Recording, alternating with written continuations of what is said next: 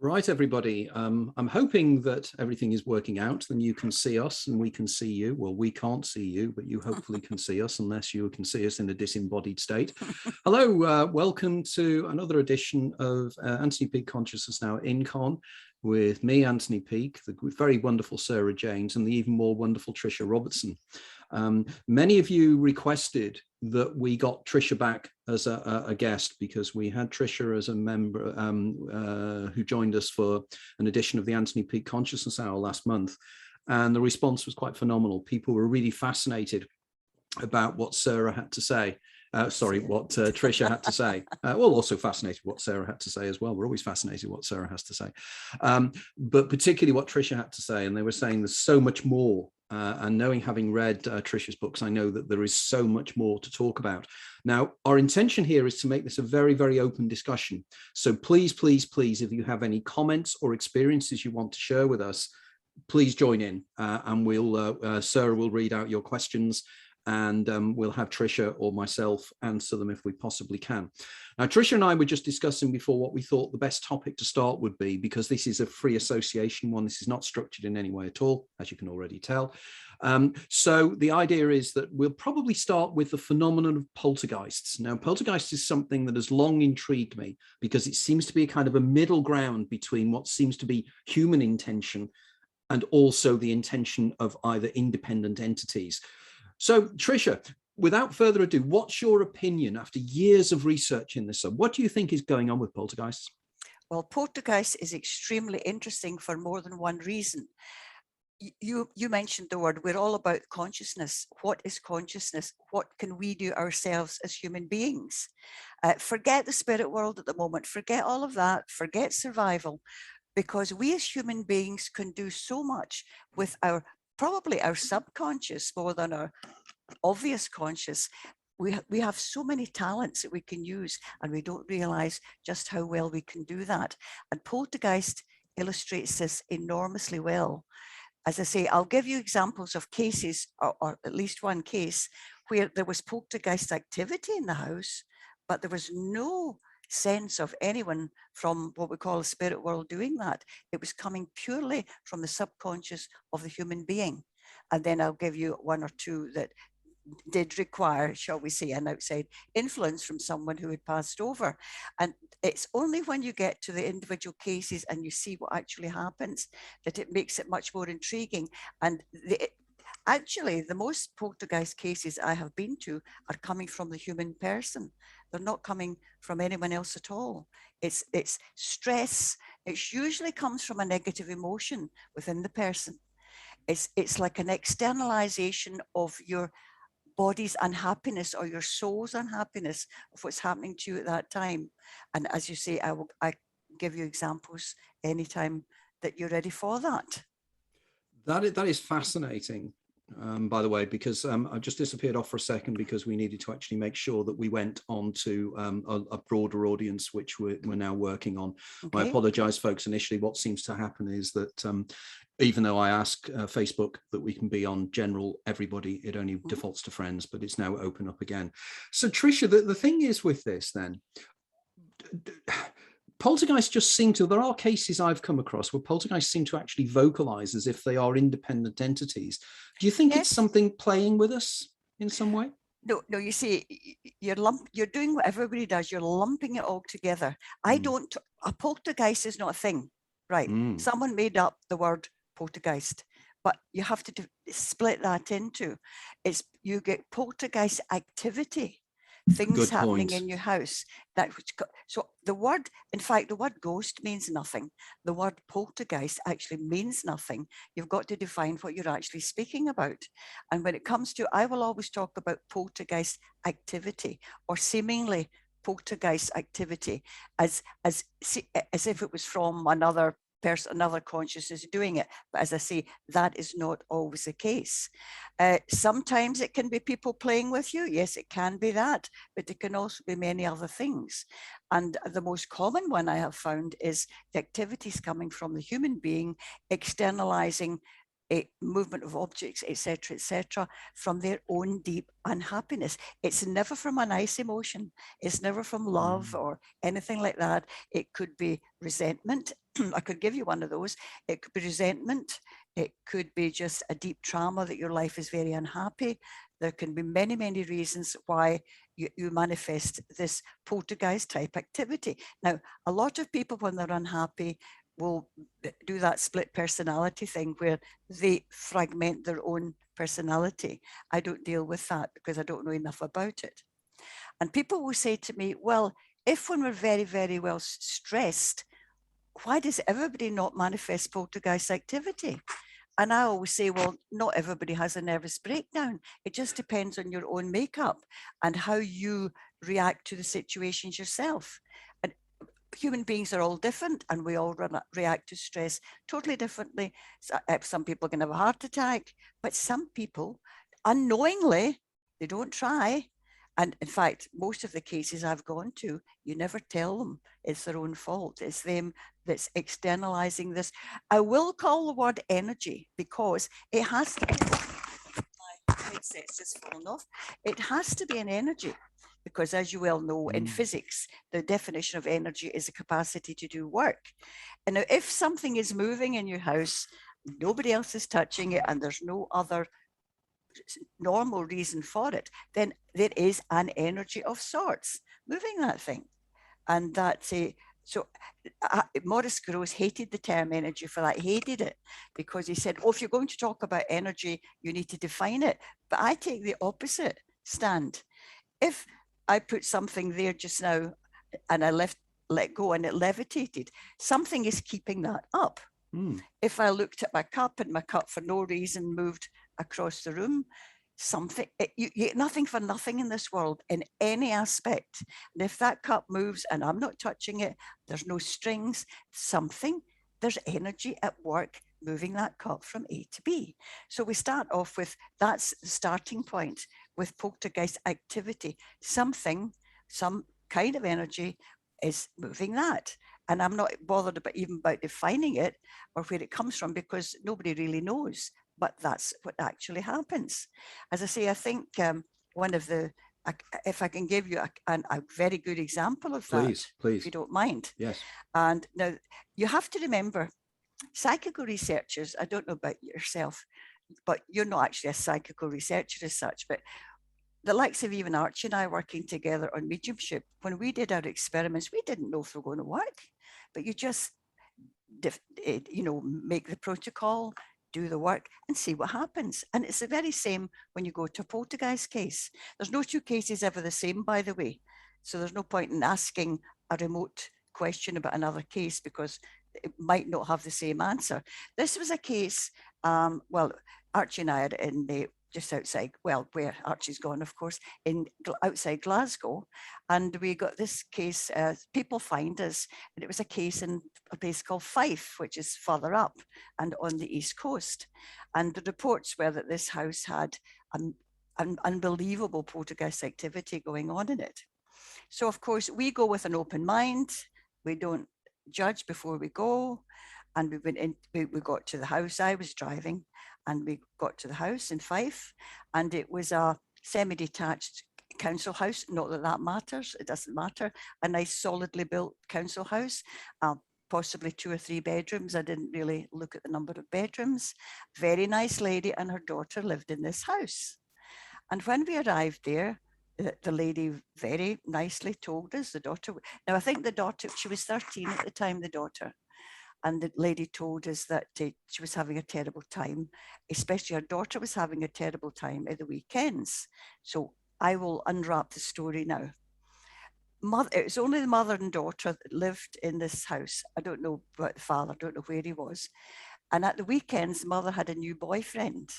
And the boyfriend would come and stay at the weekend, and she would send the daughter of 13 about a mile away to the grandmother's house.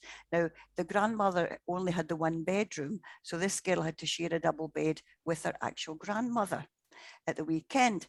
And I don't remember the time interval when the activity started, and I use the word activity again. And what was happening was every weekend, eventually, when the girl would go to the grandmother's house and they would be in bed, the bed would start to rock from side to side, tip, tip, tip, tip, tip, on a wooden floor. And it got worse and worse, very, very violently. So much so that if there was stuff on the bed tables, that would fly off, etc., etc. Now, at one point, they got 3 strong men to come and sit all night in the living room. So when the bed started to do this noise on the floor, which I have a recording of, the men would rush in, put their hands on the end of the bed and try and stop it from doing it. And whatever they did made not one whit of difference. The physical energy did not touch whatever this energy was that was moving the bed from side to side. It did not touch it. But even more than that, it developed into, at some point, what I would call it's poltergeist activity from the bed head. Now, I always say to people, if you can imagine you have a whip in your hand and you take a whip and you whip a piece of wood, you get a certain crack from it going into the wood. But poltergeist activity like this, the crack seems to come out of the wood into the room. And I do have it's on magnetic tape, and it is a most peculiar sound. I'll tell you why. I've got the recording later. And it really is loud, and you hear this absolute fragmented crack coming out. And every time that crack happened, the granny was quite old, actually. I think she was in her 80s, although this girl was 13. And the granny couldn't understand this at all. She was really, really upset. And this would go on every weekend. Now, that was down at the granny's house, so we suggested they put a tape recorder under the bed so that we could hear what was going on. Obviously, we weren't going to stay there all night. And sure enough, we did get the tape recordings. We got the cracks. We got the granny. She was a real old fifey woman with a really deep voice. And every time the bed started to do that, she swore like a trooper the whole time. But I have a weird sense of humor, as you know, and I was actually killing myself laughing. Every time you heard this poltergeist thwack, and trust me, it was the weirdest thing you've ever heard, the granny would say, "Oh, you bastard." And then you'd hear the girl saying, "Shh, shh, granny, shush." What? Whatever to shush? She went, the tape recorder. And she went, "What effing tape recorder?" Using the whole word, of course. And it's just like a comedy act. But of course, it wasn't a comedy. It was very serious. And they didn't really know what was going on there at all. So we're listening to all of this. Of course, you'll know yourself, if you go to a case, you have to be there for hours. You can't just go for half an hour, as some of the skeptics do. "Oh, there's nothing here," and go away again. That doesn't work. Now, that was the grandmother's house about a mile away every weekend. But what was happening in the girl's own house was every time the girl opened her bedroom door, walked over the threshold, and it sounds unbelievable. Every time she stepped into her own bedroom, there was a clap like thunder, and the whole walls seemed to shake. Big noise. And of course, I don't think the woman think they were Roman Catholics, but I don't think they were practicing really anything. Now, this had been going on for some time before they actually got us. Archie used to call us Rent-A-Kill, because when they tried everything else, they came for us. Seriously. So the first thing they do when this thunder started, they thought, "Oh, it's a demon or something. We'll get the church." So she went to the Catholic Church and nobody would come. She went to the Church of Scotland, nobody would come. She went to another church of some kind, and they wouldn't come. So she eventually went back to, now, do English churches have bishops in them? Yeah, the bishops of Church of England. Yes, it must have been the Church of England she found then. Anyway, she got this minister or priest, whatever you want to call him, in the Church of England, and he said he would come and look at the house. She was explaining about this bang when the girl walked in the room. So sure enough, we'll call him the priest, came in, and the girl walked in the room, and the priest heard the pang, it's sort of like Thor's, arrow coming down. And as the mother said, the minister or priest was last seen running down the path. And she said, "But what about my problem?" He went, "I'll call the bishop." But she never heard any more about it. And that was when they called Rentakill, namely Archie and I. So that's what was happening. There was also other little bits of things falling off tables, but nothing to that extent. So, of course, the thing you have to do is listen to what's happening here.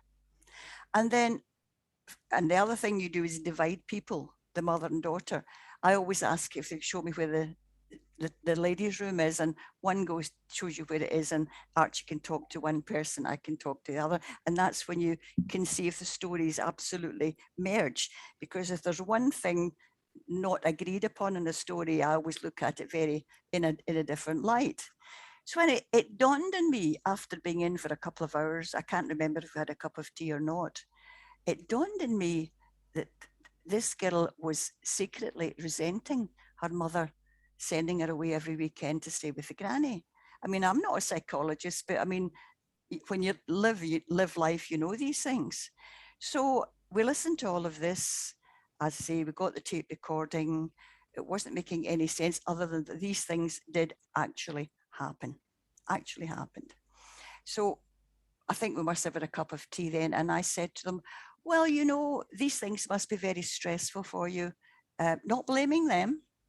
I said, sometimes with what we call poltergeist activity, these things start, they come up to crescendo and they fall off naturally. Whatever is causing this, it falls off naturally. So I suggested to her that it would, in fact, fall off naturally. But meantime, they must be very stressed. I said, I tell you what I'll do. Now, I'm making this up, by the way. And I said to them, I want the two of you every night during the week when you're there to have time together. And I put two chairs together and I made up a colour visualization for them, holding hands, going through the colours, relaxing them. Made it up, It didn't matter what it was I actually made up. But what was actually doing was giving them 10 minutes together every night, sitting quietly, not long before they went to bed. And I suggested that these things would tail off gradually. It might not be tomorrow or the next day or the day after, but once we reduced whatever was causing this, and that you would find that this was the case, and it would gradually tail off. And sure enough, about 2.5 weeks later, we got a call from the mother to say that all the activity had stopped. Now, that had nothing to do with anything except the hidden resentment of it. The other thing I suggested was the girl used to do track running, and I suggested that she started to do exit running around the track again, and she did that. So between burning off her 13-year-old energy and giving her more time with her mother, it stopped after about 2.5 to 3 weeks. We got a letter saying how wonderful we were, but we weren't really. We were just, you have to fly from the seat of the pants. So in that case, there was no mention of, and so much for churches wanting to help spiritually with these things. They don't really bother. There was a lovely man, one of the moderators of the Church of Scotland, Angus Haddo. He came and spoke to us often, but he knew the reality of actual apparitions because he had experience of them. But as he said, the Church of Scotland has no provision for this. We don't have anything to help people in trouble with these things. He was an absolute realist, absolutely fantastic man with a great sense of humour. But as far as I'm aware, they don't. Now, the Church of England do, as you know, they have the healing of diocese of healing, and they call it exorcism, but even they don't like the word exorcism because it's really a very bad word. It makes it sound devilish to start with. And of course, it's not. It's nothing like that. So there was a case, and it's only one. I'll tell you another quick one like that. Once again, this man and woman in their 50s, but an old 50, if you know what I mean. A wee lady with grey hair, short hair, and a nice little man, lived in a nice house, came to see us at Glasgow Uni. And we listened to her story for about 2 hours, and it made no sense whatsoever. None. Now, I will swear to everybody, I have no psychic abilities, but we all have. Everybody has something. At some time, you'll know something and you don't know why you know it. That's for one thing. So we listened to this and it wasn't making any sense at all. We were in the college club at uni, having a cup of tea, and I could see Archie's face sort of draining of colour, wondering what's going on here. And for no reason I know of, I found myself saying to the lady, "And what happened to you in March this year to cause you such resentment?" And she looked at me, and my split brain is thinking, what are you talking about, Tricia? Because I didn't formulate the words. I said, "What happened in March this year to cause you such resentment?" And she looked at me, and then she stopped. She went, "Nothing, nothing." And then she said, "Oh," she said, "in March this year," this was about June or July, actually, I should tell you the phenomena first, shouldn't I? Yeah. The phenomena she was reporting was she had a very nice red sandstone house, and the telephone was in the bottom hall. And when she answered the telephone, she could see, and don't laugh, she could see these see-through black furry animals all running about the bottom of the hall. The man couldn't see it, but she could. Of course, you want to laugh at first and say, you know, rats, mice, cats, dogs. No. And she was a very, very nice lady. So that's what was reported. She kept seeing these. They could also see a man, a spirit man standing at the top of the stairs, but they wrongly put the two things together because they had nothing to do with each other. So we're back to the black furry animals. And I said to this woman, "What happened in March this year to cause you such resentment?" And then she said, "Oh," she said, "in March this year, my father left my mother and I when I was a baby in arms. He went away to Canada. And he never ever came back. We didn't actually know what happened to him." She said, "in March this year, I got a call from Canada from a woman giving a name." And she said, "Hello, are you giving the woman?" And she went, "Yes." She says, "Well, I'm your half sister." She said, "Your father's here in Canada and he's just died a millionaire. And I'm just phoning to tell you, you're getting nothing." That, wasn't that a nice call? Yeah. Exactly. And she kind of, you know, obviously she must have, I don't know what happened after that, and put the phone down, etc. Isn't that wonderful? I'm your half sister, and I'm Yeah. taking glee in saying you're not getting anything. Yeah, you're getting nothing. That was the Right. exact words that the woman told me. And then she stopped and she started to cry. She started to cry. She was a very devout Roman Catholic, this woman. Her daughter was a nun. So you're talking about really, really nice people, very nice, great belief in God. Mm. I don't work that way, but great belief in God. And she started to cry. And I'm just looking at her, and she's looking at me as if I'm absolutely crazy asking the woman these questions. But that's another story. And she said, "I've just realized," she said, "that I am resentful. Remember, my question was, what happened to you in March this year to cause you such resentment?" And she said, "I am resentful. I didn't know I was keeping that." And she's crying, crying, crying. And she said, "Oh, I've let my God down." And I said, "No, you haven't." I said, "Now you know you're holding that resentment. If you continue to hold it, then you might be considered, in your eyes, to be letting your God down."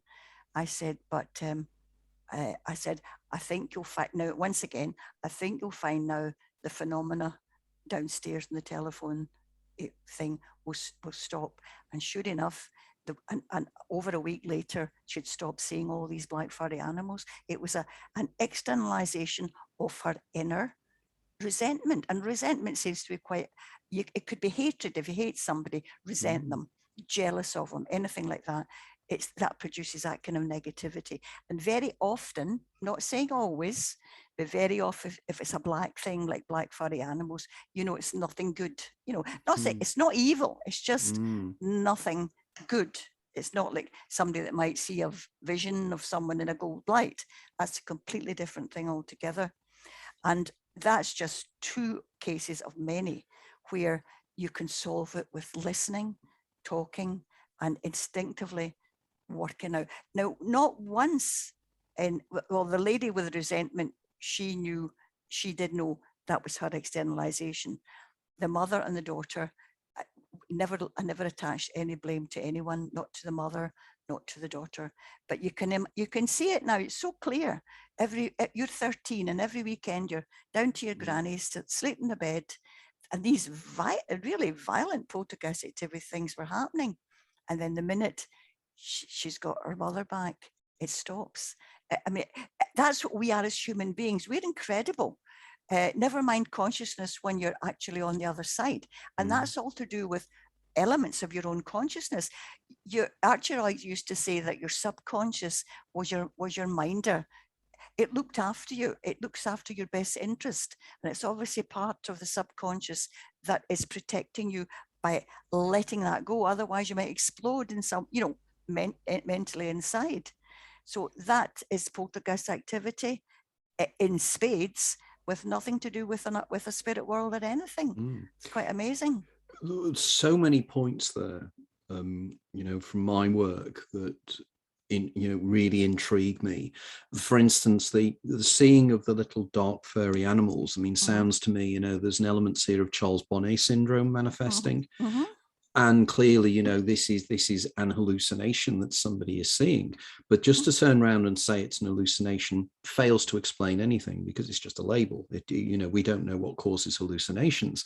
But clearly she was manifesting externally in her environment something that was inner and bothering her internally, which is intriguing. Then you have the whole poltergeist activity, which seems to, many cases I'm aware of over the years, seem to gravitate around young people, usually girls of around 13, 14 or 15 years of age. And they seem to have this ability to manipulate the environment around them to externalize the things that are frustrating them.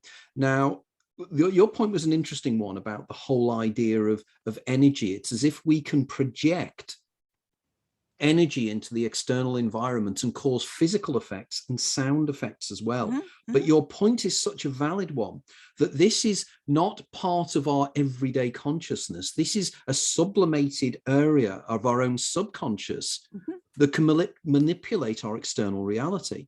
Which is extreme. But the whole thing is absolutely fascinating as far as consciousness and energy is concerned.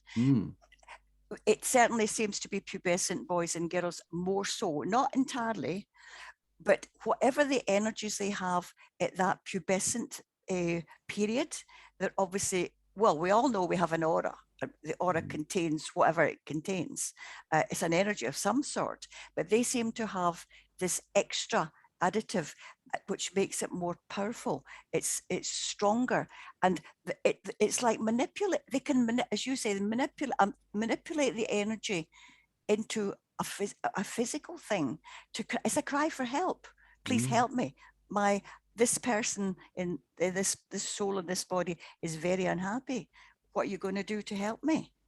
And it happens all the time, and that's the most common type of poltergeist activity.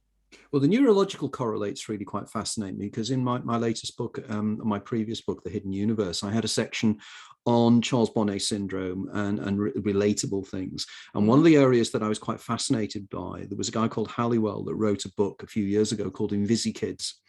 And Halliwell discusses in great detail what he calls a quasi-corporal companions. Was that Mike Halliwell? Mike Halliwell, I yes. know Mike. Oh, you know Mike? I've had him staying in this flat. Really? I would love to be put in contact with him. That is an incredible book. I've lost contact, but yeah. Oh, because he would make, again, a fascinating guest on this program. I can dig him out for you if you like. Oh, please. Yeah. I would love to, because I'll make a note of that. Powerful book, but it was a powerful influence on me. I mean, I've quoted him in at least 2 of my previous books for that book, because it was so incredible. But of course, again, we have this issue, don't we? What is taking place here neurologically? And in my book, I argue that it could be something to do with either the myelination of the neurons, in which, in other words, like youngsters went up to a certain age, the neurons aren't myelinated, which means that the energy in the brain isn't contained and it seems to expand outwards, because like with a wire, you'll have an insulated wire and the neurons like an insulated wire, it keeps the energy inside. But when it's not myelinated, the energy seems to go outside of the person. And it's only when they start to reach puberty that myelination is really complete.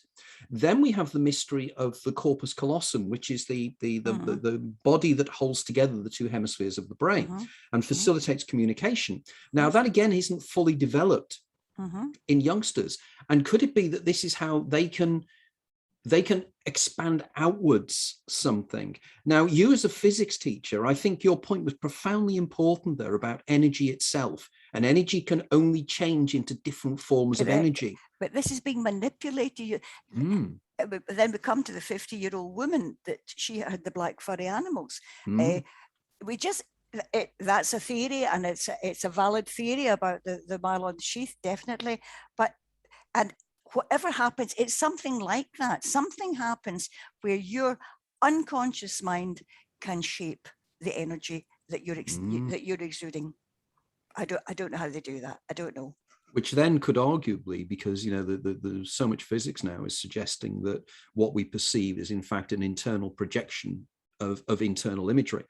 And in which case, if that is the case, and that we all create to a certain extent our external environment in one way or another, it is not at all surprising that under times of great stress, we can warp that reality. But the reality is then perceived by others. And that is what's really intriguing here, isn't it? The sounds that are created then register on a machine. These are physical effects. Yep. Have you any idea in terms of the sound effects caused by a poltergeist, like the cracking sound you were talking about? That's the worst I've ever heard.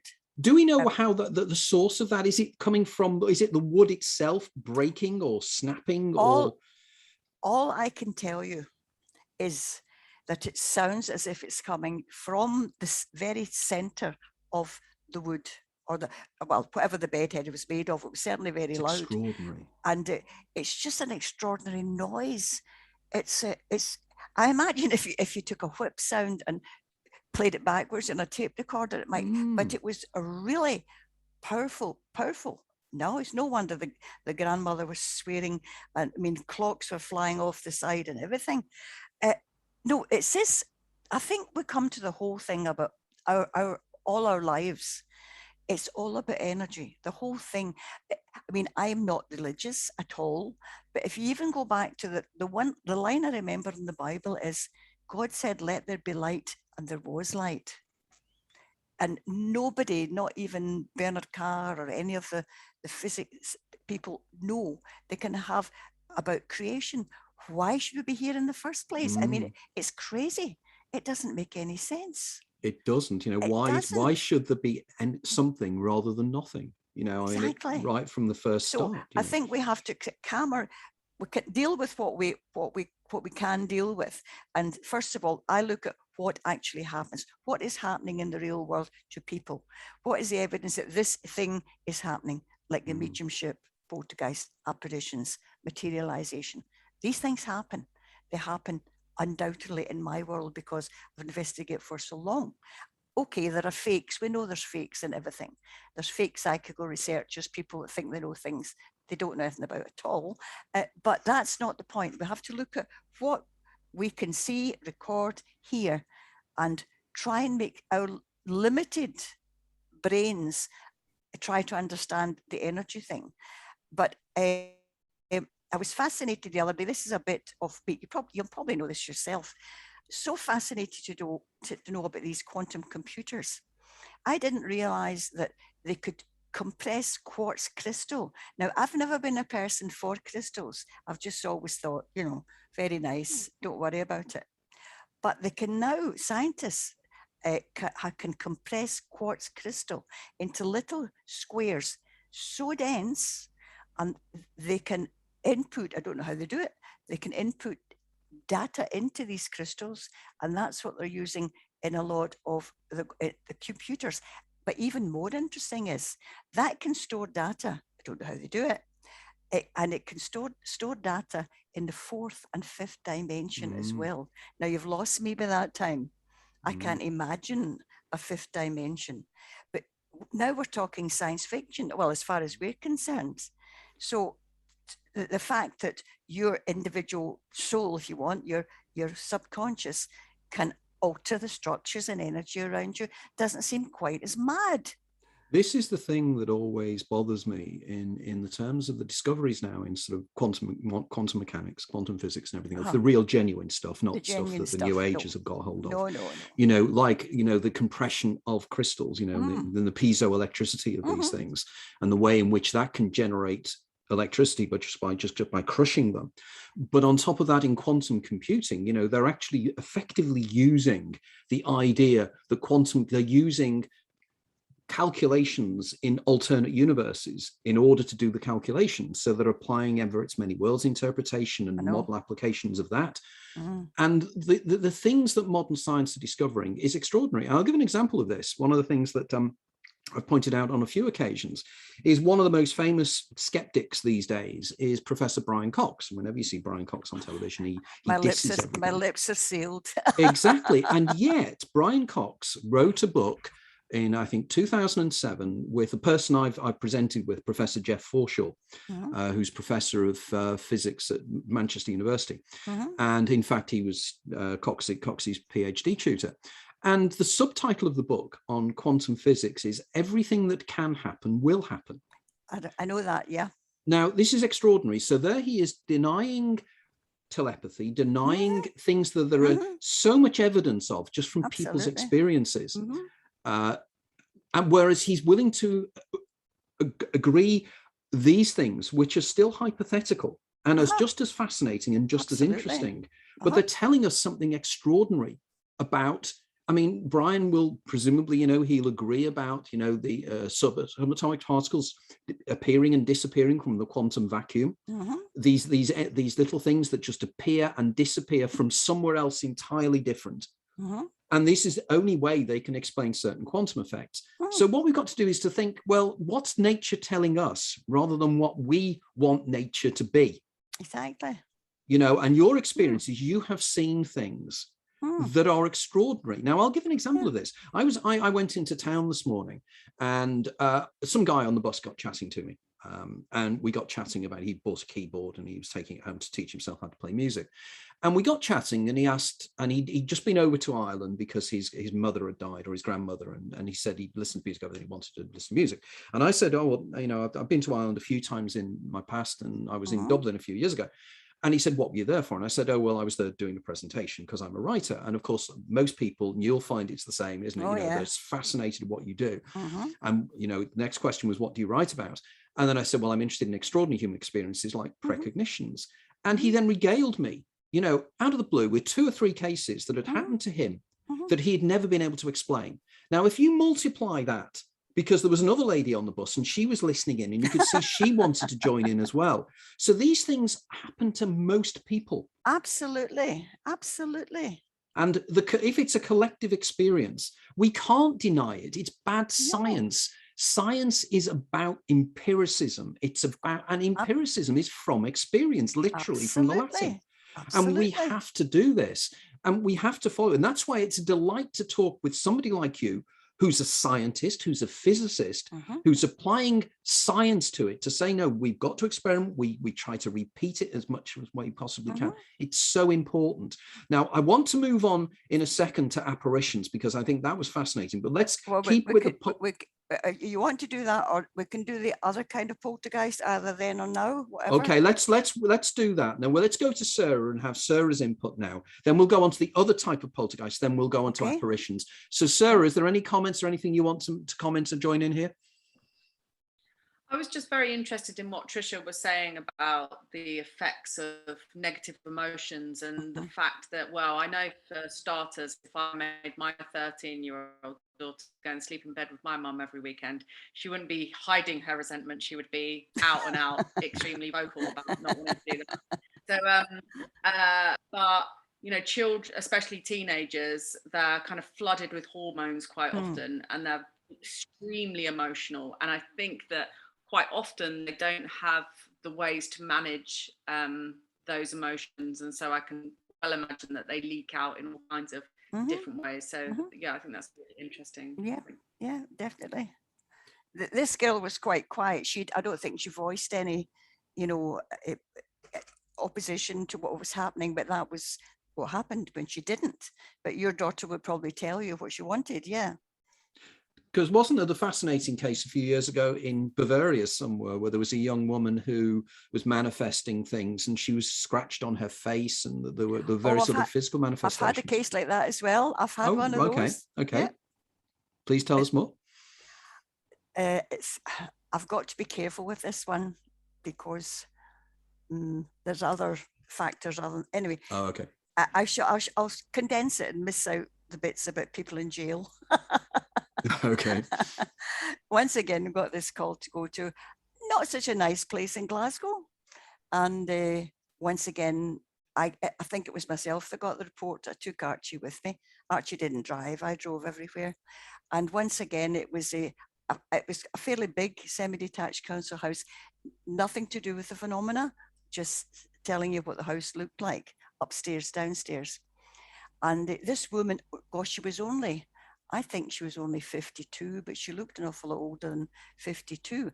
And she was reporting that when she wakened up, the phenomena we're told is never what happens when you get there. You know, you're going to see this because blah, never happens that way. So we got there listening to the woman. She would waken up in the morning and she would have scratches and bruising on the top of her breast, which could be easily explained, of course. And this all kind of scratching phenomena been going on for some time. And of course, as I've said to you before, you have to listen. It's almost like a social work job. You have to get the picture of what's going on in the whole house. Now, what we did notice, Archie and I, it was quite a big house. We were downstairs talking to this woman, and every 5 minutes, a new person would come in the door to say something to the woman. And then, okay, that was okay. And then I managed some way to get her to tell me that her husband had died 6 months ago. So that's your first clue. Her husband had died 6 months ago, and this was happening. She was thinking it was her husband that was doing the scratching, etc. So we listened to all of this, and then we listened to what was going on with the people coming in. And I said to her, well, you're obviously very, very stressed. I said, once again, I don't have any talents. And I said, why don't you and I go upstairs to the bedroom and we can speak in private? Because all these other people were milling about downstairs. Now, this is where Archie comes in, and Archie's sense of humor. While I'm up the stairs, trying to be very gentle, very nice with this lady, Archie was sitting there listening to this crowd of people talking about people in jail and fighting and murder cases, etc., etc. And Archie started thinking to himself, you know, what on earth is actually going on here? And anyway, I left poor Archie downstairs with all of this kind of thing. Then between what Archie had and what I got from the woman, she was very, very stressed. And before this happened, 2 of her sons were in the middle of the living room with knives, trying to fight each other and stab each other in that living room. As you do, as you do. Yeah. It's not a world I live in, nicely enough. And of course, Archie was hearing this downstairs when so-and-so went for murder and all that. So you can imagine. So I thought, I'm thinking, okay. Right. So I'm thinking, of course, it's something within herself. I'm thinking this. So I took her upstairs and into her bedroom. And even in the bedroom, I'm not a healer, but we're all healers if we want to be. And I sat in a high chair around the back. And I said to her, I'm going to try and calm your energy down. I'm talking rubbish here, by the way. And I said, I'm sending the intention to calm the woman. And as we're doing that, there's somebody coming in the bedroom door as well. So I had to put a chair at the door. It was obvious to me this woman did not have a minute to herself. And after her husband had died, she was only 52, the family, she was quite a big lady, the family took over the household purse. They got whatever money she had. They did everything in the house, maybe thinking they were helping. But this woman, her husband had died. She was on her own. She was confined to whatever they wanted. She had no freedom of will of what she wanted. And then that's when I started to give her the healing. And when you do these things, they actually do work. I'm not just making it up. If your intention's there, and as soon as I laid my hands on her, she started to cry. Here we have the tears again. She started to cry, sobbing actually. had to get her a drink of water, continued with the healing. I noticed her husband's picture beside the bed.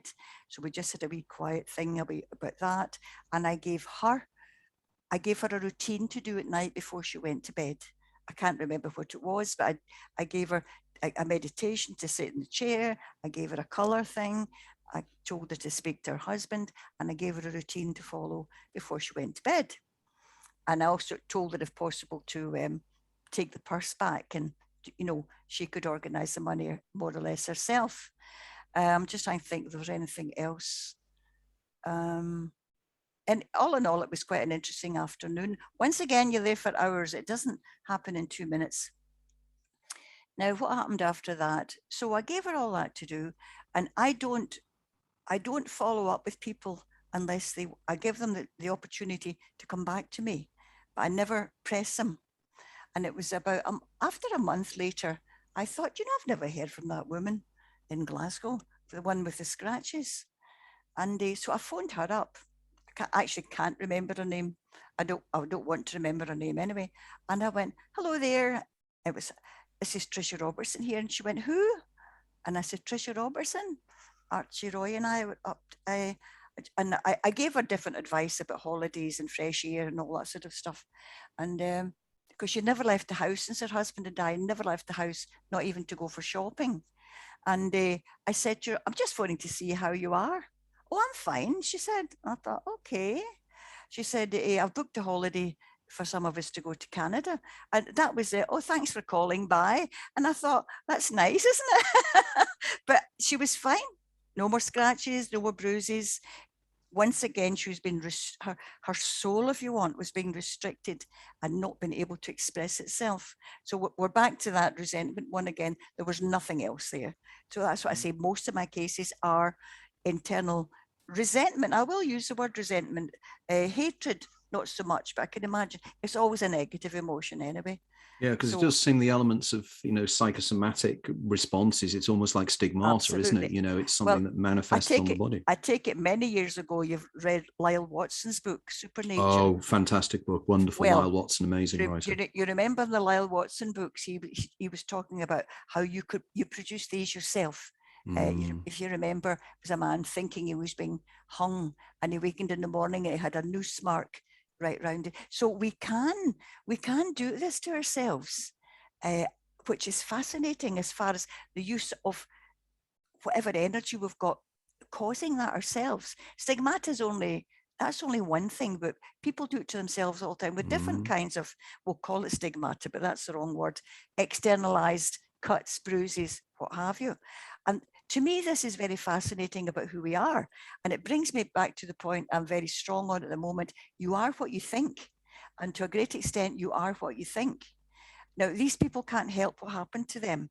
They didn't have the tools to deal with that. And all of us will have problems in our own lives as well. And there's certain things, you wish somebody would come and help you with this, that, or the other. But we are amazing creatures, no matter why we're here, how we're here, but we have the tools. Never stare into the abyss, because when you stare into the abyss is staring back at you. Please, all of you, look up towards positive things, not negative, because you'll be dragged down by the negativity. I will only talk about positive and negative things, by the way. I don't talk about good, bad, evil, religious, whatever. So these are things that I've seen that happened, and that's purely coming from us. Now, did you want to go on to apparitions, did you say? Well, let's say you were interested, weren't you, in talking a little bit more about other forms of poltergeist activity that was different to the kind of the manifested. Yeah, we'll go on to the ones that I would call proper poltergeist activity. Yes, please. It's influence. Yeah, I'll take a case. This was one of the cases. It was in Motherwell, which is outside of Glasgow, quite a bit. Now, and it was Archie and I. Took Archie. I'm sure it was Archie. Yeah, took Archie to this place, and it was a newly built house, young couple with a 6-month-old baby. And they were saying that, first of all, the baby, it was a strange house. It had an internal stair in the house. The lounge was here, and there was a stair going from the lounge up to the bedrooms.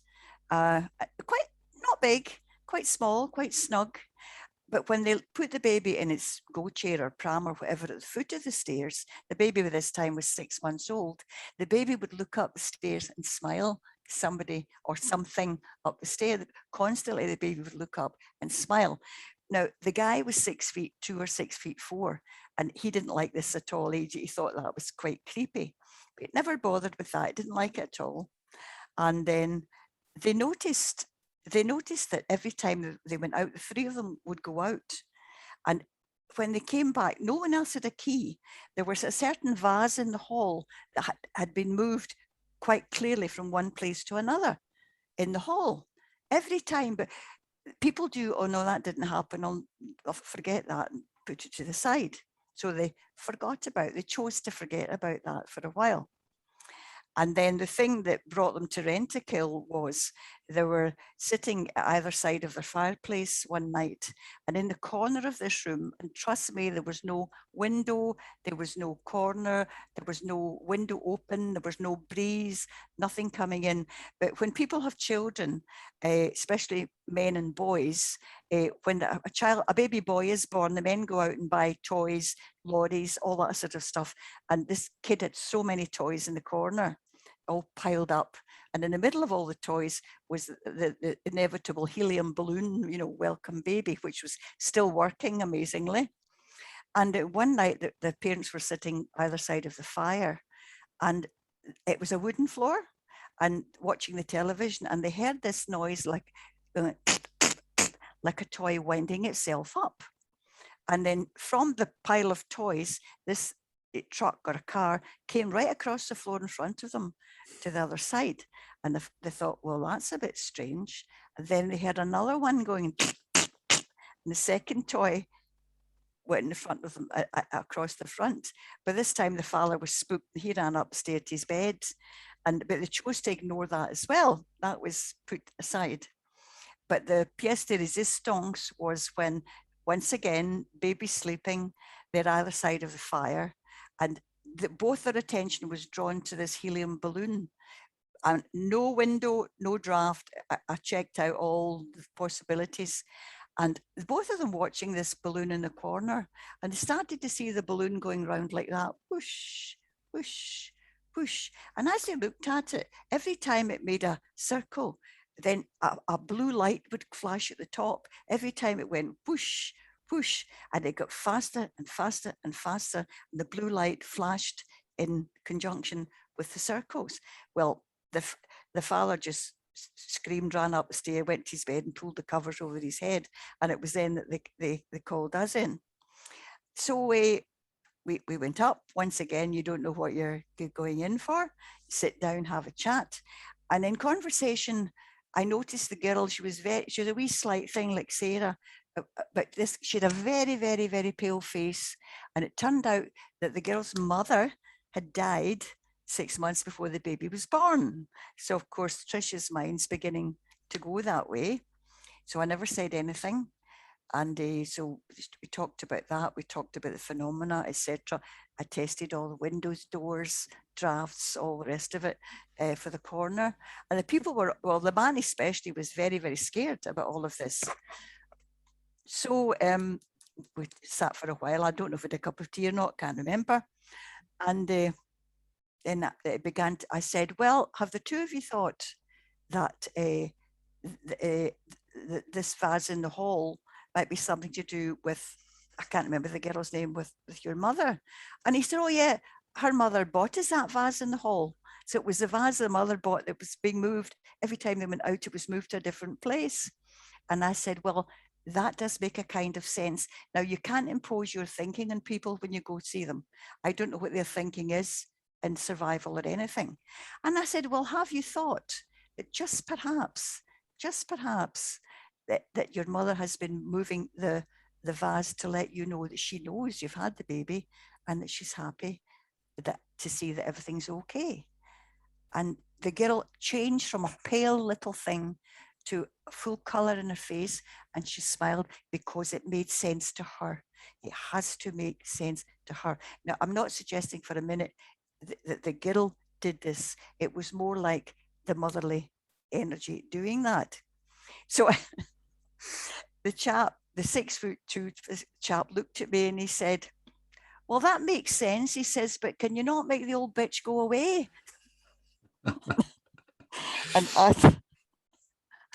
And I went, try not. I said, well, you know, I could come back again. We could come back again.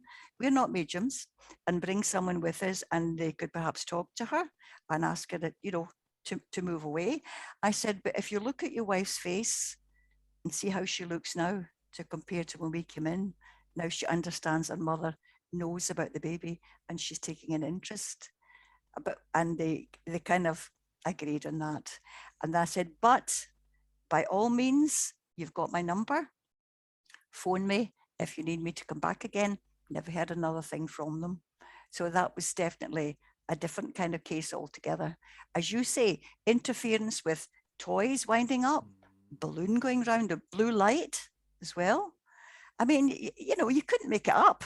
You really couldn't make it up. It reminds me of a story that was given to me by a really old friend of mine, somebody I've known since I was 16 or 17.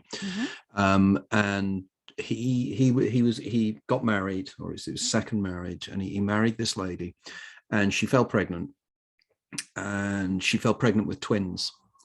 And then when she was having some prenatal tests and things being done, they discovered that she had inoperable cancer.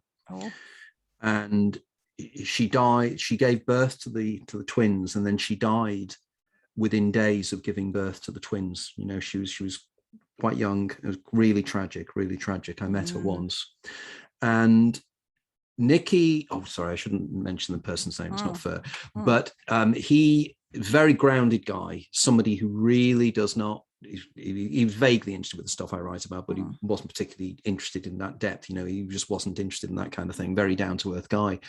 And then he contacted me soon afterwards, and he was struggling with the twins, you know, as you would, you know, on your own in such tragic circumstances.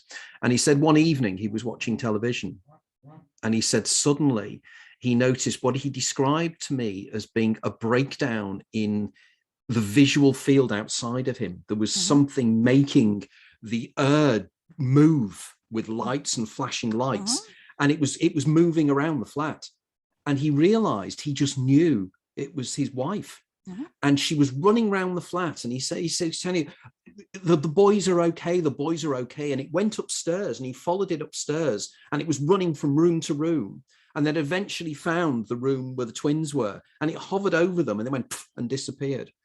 And he said that only ever happened once, but he said it was the most extraordinary event of his life, because it made him realize that, and you can imagine, can't you, the kind of the link, you know, you have twins and you die and you never really see them. Terrible. Must have been extraordinary. Yeah, and that's amazing. Sent shivers up my spine when he told me this, you know. And again, it's the same kind of thing of maybe the mother manifesting in some way, you know. I mean, I have a very I'm quite intrigued by this whole, do people die and can they come back, and then can they communicate? Well, she didn't actually manifest. Once again, she was using whatever energy to move this vase from here to there to let them know.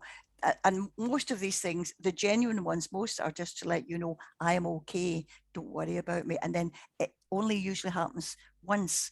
Now, and then once you recognize, oh, that's what's happening, they usually go away and don't come back again. Usually, not always, but usually. Yeah.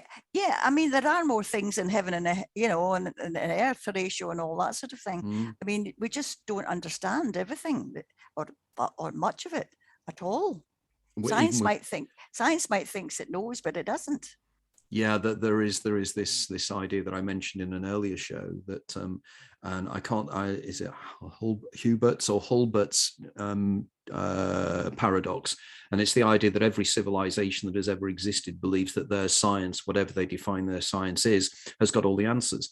And of course, logically, that's a paradox, because clearly that will never be. There will always be things we will not understand because we don't know everything. And these are the kind of things, the things that we are interested in, I think, are clues to a new science and a new all-encompassing science. And again, I'm just happy to draw Sarah in here, and she's quietly in the background there. Is there any comments, thoughts, Sarah, from you on this, or questions indeed? Well, we don't have any questions in the little chat box at the moment, and it would be really good if people do put their questions for Tricia here, because that's part of the reason why we got Tricia back, so that she could engage with the audience and we could ask questions on your behalf. So do put your questions down in the chat box if you have any questions. Good. And Sarah, have you any thoughts or feelings on what the amazing things that already Tricia's been sharing? Well, I personally have never had any ghost, what I would think of as being ghost type experiences, but I'm really intrigued about, I know lots of people that have had encounters, and like you say, often, Anthony, it happens to the most grounded people sometimes, who you can really trust their statements, because it is almost goes against what they believe. So I do find it really fascinating. It does. Well, I'm not religious at all, and I'm very logical. If you'd asked me 35 years ago if I would be doing this, I would have said, you're mad, no chance. So what did, I mean, I know we touched upon it last time. So what made a physics teacher, clearly, very much nuts and bolts, physics, everything else, become involved in such things? I don't know. You could ask the same question to Professor Bernard Carr and Professor John Poynton and Professor Archie Roy, Professor Ellison. I don't know. I actually don't know. It's almost as if there's some sort of universal energy that brings you to the place where they want you to be. That's what it actually feels like at times. Because Archie Roy always said, I don't know how we ever, met to work together. Neither of us designed it. It just happened. As if, Bernard Carr, as you know, he was Stephen Hawking's pupil. And Bernard, of course, has a very, very strong interest in the paranormal. Very strong indeed. I think he had a few experiences when he was younger, mind you, which I didn't. But as an adult, my mother died in 2003. But I was doing this long before that. But I was comfortably not mediumistic. I think being a medium must be the most awful job, because you're standing up there with nothing, and just you have to wait till you get something to tell people something. Whereas we can prepare a talk, we can do research, and we can talk about it. But to have nothing, I think that would be really scary. But after my mother died, I was divorced from my first husband, and I was on my own. But this is not why I started. And everything since then, when someone near to me dies and I'm not thinking about it, it could be a month later, a week later, I get electrical phenomena, things that cannot happen, things that switch on that they're not even switched on at the wall. They don't have a battery. One particular one was after my mother died, and I had said to a friend of mine, Alison, I said, this sounds awful. Can we go to the pictures on Saturday night? She said, yeah, fine. So I was coming into my own flat on my own. And it was a Saturday because I'd recorded Casualty, which takes about an hour. And where one of my sofas was like that, behind me and against a corner, I had a very cheap CD player, one of these outfits. But you had to switch on at the wall, and then you had to physically press a button, and then you had to select the CD that you wanted. It wasn't high tech at all. So that I came in and I rewound Casualty. And remember, I came in, there's nobody there, it was quiet. And I came in and I watched all of Casualty with a small glass of wine in my hand, switched off Casualty, and I could hear music. And I thought, music? And I looked behind me, I didn't believe it. The CD player was halfway through a Kirsty MacColl CD. Halfway through, I'd been watching Casualty for an hour. It was halfway through the Kirsty MacColl, and I thought, no, that can't happen, because it might have been switched on the wall, but it wasn't switched on at the CD, and it certainly wasn't a CD that was selected. And I thought, well, that's weird. But like everybody else, I chose to ignore it. And then every night at midnight, if I was watching the television would go scrambled up, and it would change to another channel. Well, once again, I thought, well, maybe something happens with television at midnight. Maybe they change whatever they send out the television. So at that time, I was playing tennis indoors, and there was a BBC engineer there, Norman. Of course, I never told him why. I said, Norman, does something funny happen at midnight with BBC channels? Does it go to another server or something? He went, no, nothing happens. And I thought, oh, well, I'll keep that to myself. But ever since then, every time somebody goes, and even before I know they've actually passed, I get things happening with lights and electricity. And I'm at the stage now, if I get an anomaly, I go, okay, I don't know what's going on here, but I'm sure I'll find out. And that's God's truth as I sit here now. Mm-hmm. So once again, energy manipulation, how it's done with the mind, the brain. Well, it's not the brain, it's the mind. Who knows? Well, it's funny that a couple of days ago, I had a discussion with Professor Bob Davis, who's an astrophysicist who will be a future on this show. And we were discussing about the way in which plasma seems to be involved in some way, and the way in which electromagnetic fields can be influenced more than anything else by intention, by the thought waves, whatever we'd like to call them. And clearly, I think these days, with the proliferation now of electronic equipment that we have so much now, all the channels of communication becoming more and more open, because we have these things suddenly now that we can, the others, for want of a better term, can attune into our world in a more effective way. Because it is intriguing, isn't it? That the amount of times you hear stories about electromagnetic phenomena and the direct linkage. You see, once again, we're using terms that we kind of understand. Archer, I used to say that actually nobody actually understands electricity alone. Exactly, they don't. This is the mystery. They know what electricity does, but that's it. We are banding about words like electromagnetism and influencing that. That might not be the modus operandi at all. It might be something quite different that we don't understand. So I don't offer explanations. I just tell you what happens, and in the fullness of time we might understand it or we may not. I don't know, because this is the extraordinary point. People turn around and they make these grandiose statements about our understanding of the universe, but we don't know what electricity is. There are so many things. We don't know what electromagnetic energy really is.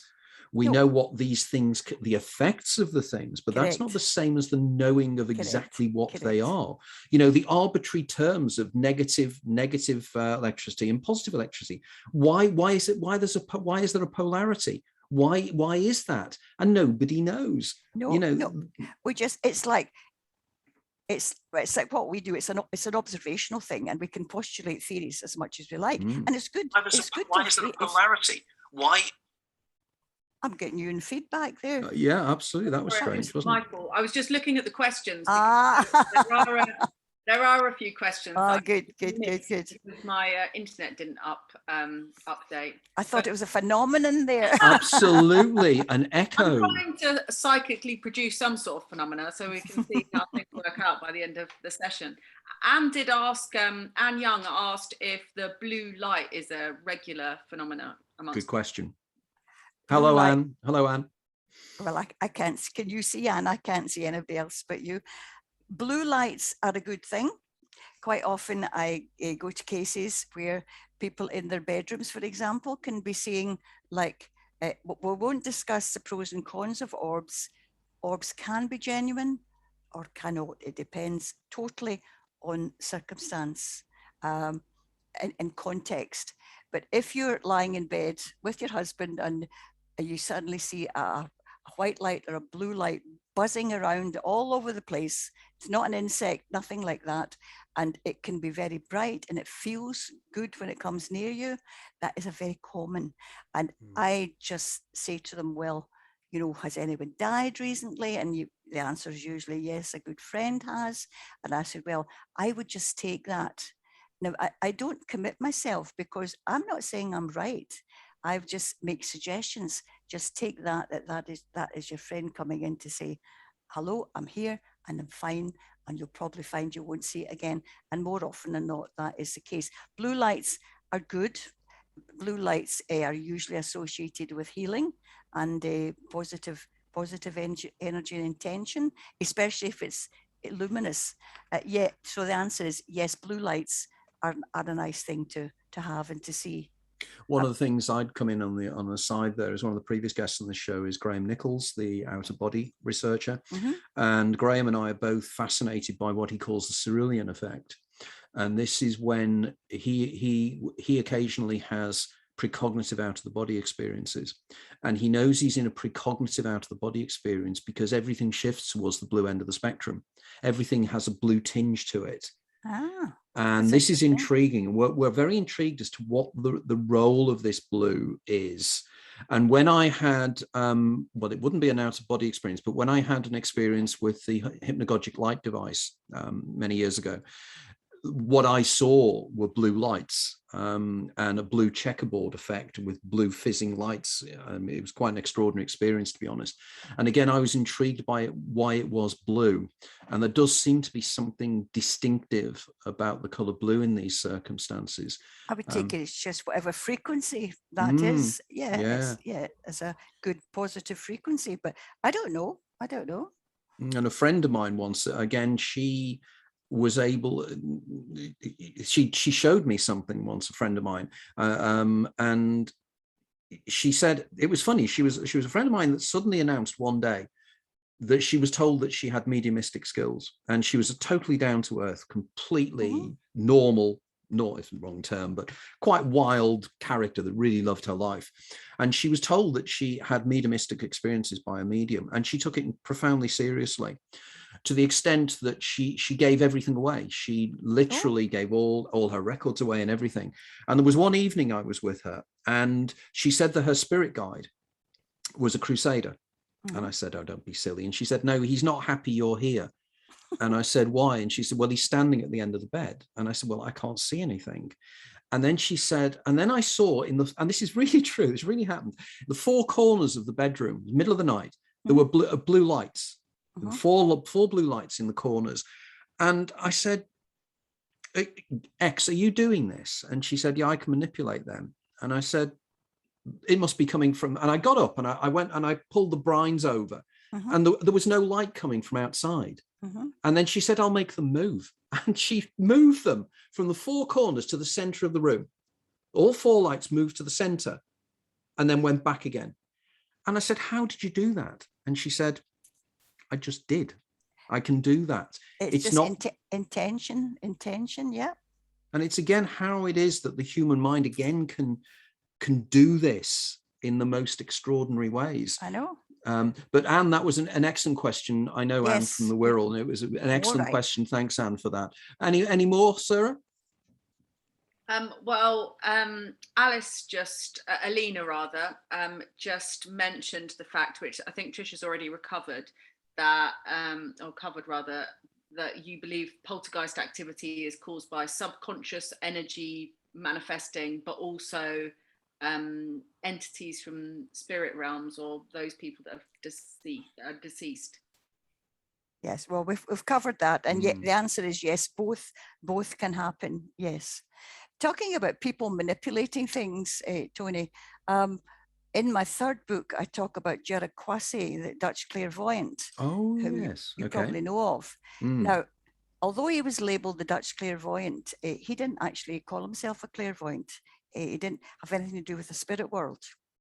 But he said, now, for those who do not know, it's in the third book. There's a whole lot of details there.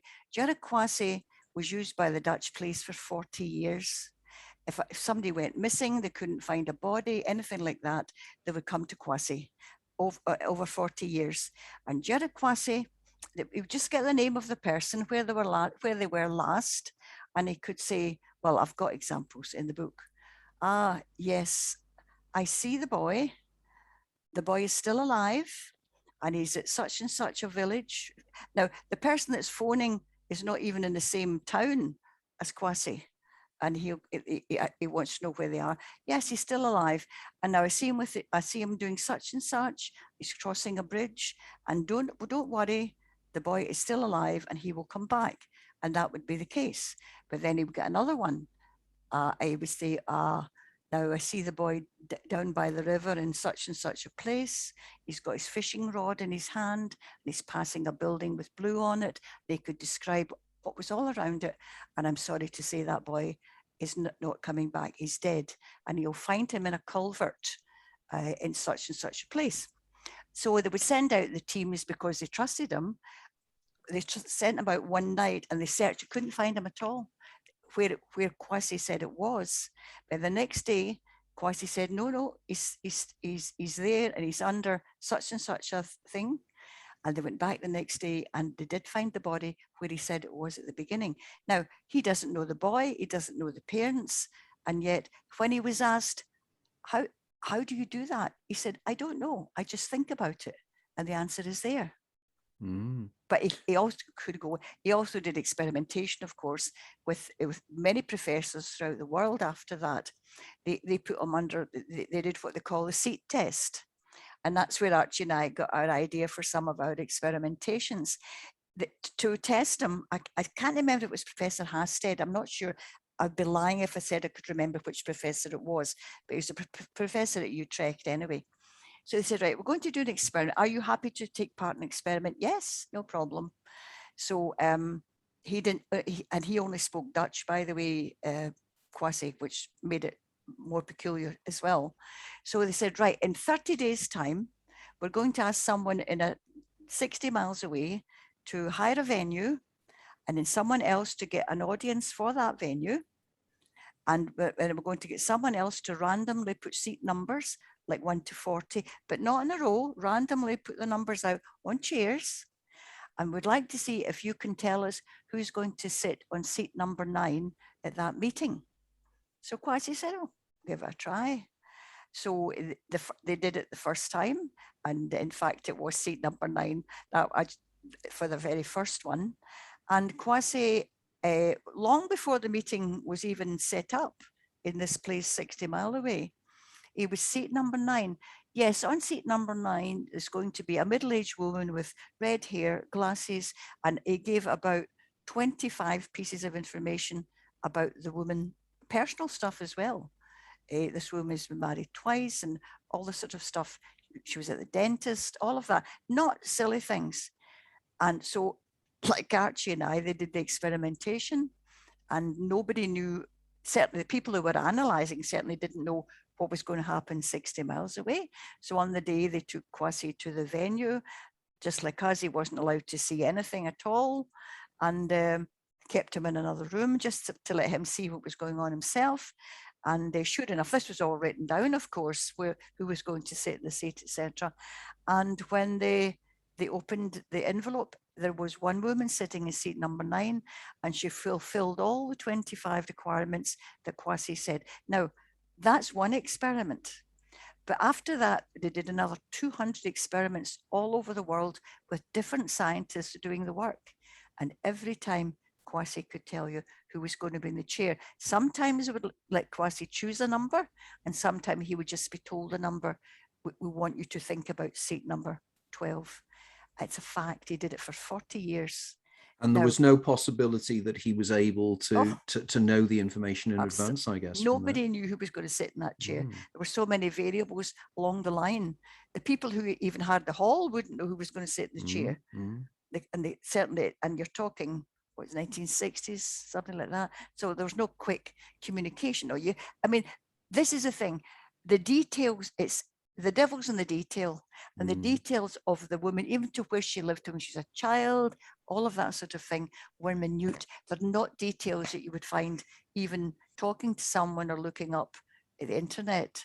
And as I say, I go into it in detail. Because that's extraordinary, isn't it? Because that suggests that there's some form of informational field that somebody can spontaneously and not necessarily control, can tune into in some way. He did not employ a spiritualist thesis that somebody was telling him that. He just knew. He just knew. It was kind of extraordinary, isn't it? That I've heard of him many, many years ago. I think it was he was one of the first people that stimulated my own interest in researching this subject, or being interested in this subject, because he seemed to be the real deal. Do you know? Was he always correct, or did playing devil's advocate? Did he play the law of the large numbers and just fire out so many predictions? I wouldn't think that. I mean, all the politicians and all the scientists, I don't know that, but the fact over 40 years, he got so much right.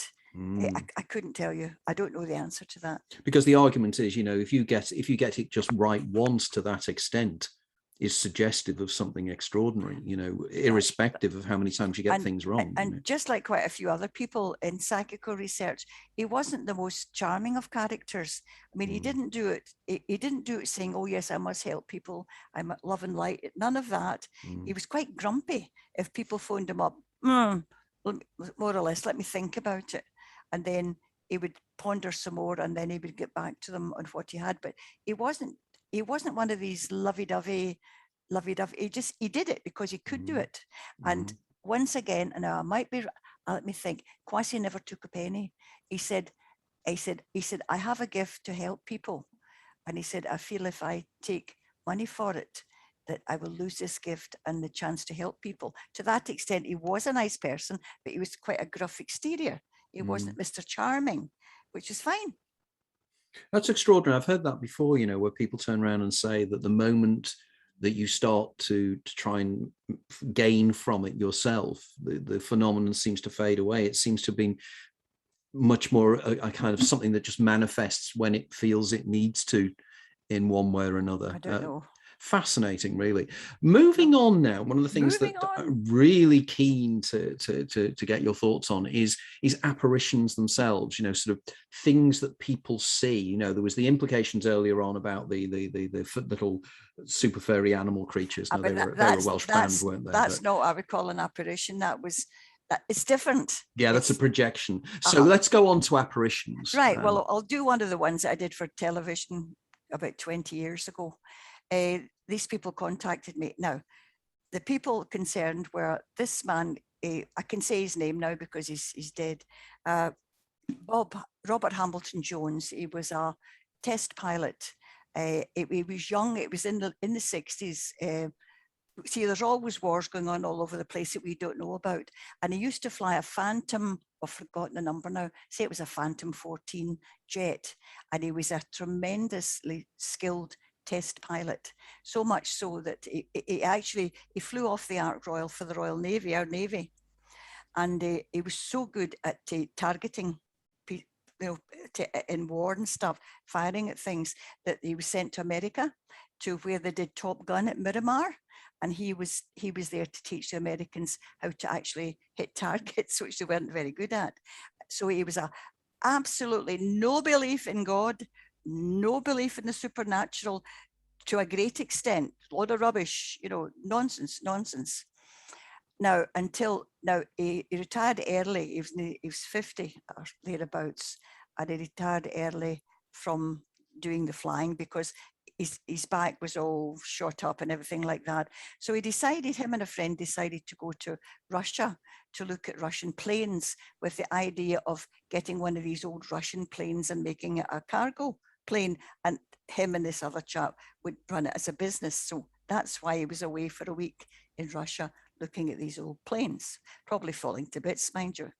Now, he himself was from Cambridge, although he now lived in Paisley, because after he did the test piloting thing, he flew for Loganair, which is a very small, Loganair, it's quite a small company, but they fly a lot to Ireland as well, Loganair. They do fly a lot of places.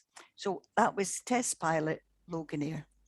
So anyway, he's in Russia looking at this plane with his friend. He came straight from Russia to, probably Heathrow, I would imagine. And he changed planes at Heathrow and got the plane to Glasgow. Now, this is before the terrorist attack in Glasgow, so the airport was much more open than it is now, and they've changed the doors and everything now. It's a wee bit different. So this Bob, I actually call him Robert, but I'll tell you why in a minute, because it gets confusing. We'll call the pilot Robert. We called him Bob, but he was Robert. So Robert arrived in Glasgow Airport at about 2:30. And I think it was June the 8th. It was June the something, in early June. Beautiful sunny day. And he came off the plane onto the concourse where a friend was supposed to meet him. He put down his bag, looked at his watch, and he thought, he's not coming. This chap was a wee bit unreliable, as it were. So he was looking at his watch at 2:30. That's how he knows. And he looked at his watch, put his bag down, muttered something obscene about the man not turning up. And as he looked up, coming through one of the sliding doors at the side, way over, was a man he recognised. It was a chap that flew for Loganair. But he's called Bob as well. That's why I'm defining them. We'll call mine Robert, and the new chap is called Bob. Much younger, in his late 30s. Very distinctive face, with a big space between his teeth, and big gold rimmed glasses. But he knew him well. They flew the same flights.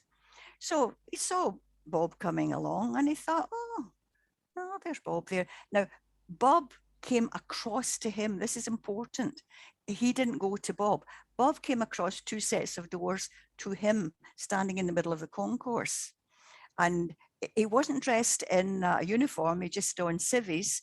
But my Robert noticed, he thought, Christ, he's lost a hell of a lot of weight, was exactly what he saw him coming. And anyway, and they had a conversation. How you doing, you old bugger? How are you? And they had a conversation.